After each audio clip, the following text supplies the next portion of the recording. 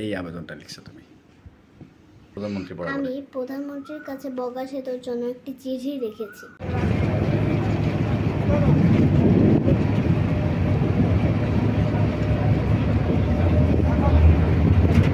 প্রধানমন্ত্রী বরাবর আমি প্রধানমন্ত্রীর কাছে বগা সেতুর জন্য একটি চিঠি লিখেছি।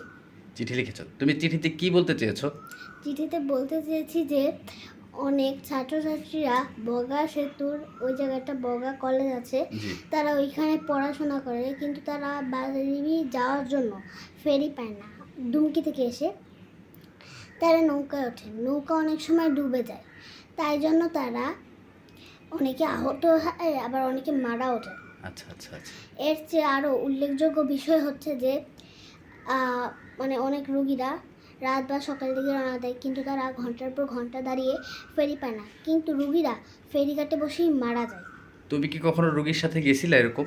হ্যাঁ, আর তার জ্বলন্ত সাক্ষী আমি। কিছুদিন আগে আমার নানাকে নিয়ে ঢাকার উদ্দেশ্যে রওনা দিয়েছিলাম। আমার নানার শারীরিক অবস্থা এতটাই খারাপ ছিল যে তাকে বরিশাল নিয়ে মানে দ্রুত বরিশাল নিয়ে যাওয়ার দরকার ছিল। হ্যাঁ, দ্রুত বরিশাল নিয়েছিলাম, আর বরিশাল নিয়ে ওই বরিশাল শেরেবাংলা মেডিকেল কলেজ হাসপাতালে ভর্তি করে দিয়েছিলাম। আচ্ছা আচ্ছা। প্রধানমন্ত্রীর কাছে একটি অনুরোধ যে দ্রুত বগা সেতুর জন্য। আচ্ছা, তোমাদের আবেদনটা কি একটু দেখাবো? প্রধানমন্ত্রী যে আবেদনটা লিখছো, আচ্ছা এই আবেদনটা লিখছো তুমি। ধন্যবাদ আবিরা। আশা করি মাননীয় প্রধানমন্ত্রী তোমার এই আবেদনটি দেখতে পাবেন এবং অবস্থার বিবেচনায় তিনি সঠিক সিদ্ধান্ত নেবেন যাতে করে বগা সেতু। পটুয়াখালী 10 মিনা গুলাচিপা দুমকি এই 4 উপজেলার মানুষ আমাদের বগা সেতুর উপরে ডিপেন্ডেন্ট। আমরা এই বগা সেতু বাবদ গত 52 বছর বাউফলের মানুষ সহ এই 4 উপজেলার মানুষ অবহেলিত।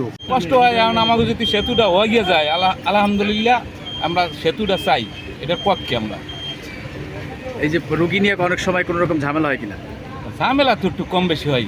সেতুটা দরকার এবং পরিবহনে গেলে অনেক সময় যানজটে খাড়াই খাওয়া লাগে, অনেক সময় লাগে, দেখা গেছে আধা ঘন্টা 1 ঘন্টা খাড়াই খাওয়া লাগে। তবে সেতুটা হইলে আমাদের দক্ষিণবঙ্গের জন্য বাউফলের মানুষ 10 মিনা এদিকে মানুষের জন্য যাতায়াতের জন্য অনেক সুবিধা।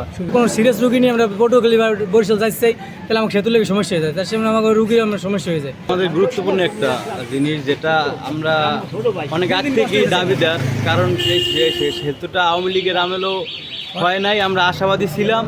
তো এখন বিএনপি সরকারের আমলে আমাদের একটাই দাবি, বগা সেতু আসলে আমাদের প্রাণের দাবি, কারণ আমাদের এই প্রায় 5.5 লক্ষ মানুষের যাতায়াতের একমাত্র রাস্তা এই বগা, এবং এতে ঢাকাগামী যত যানবাহন এখান থেকে পারাপার হয়, এবং আমাদের আসলে এই সেতুটা কতটা জরুরি।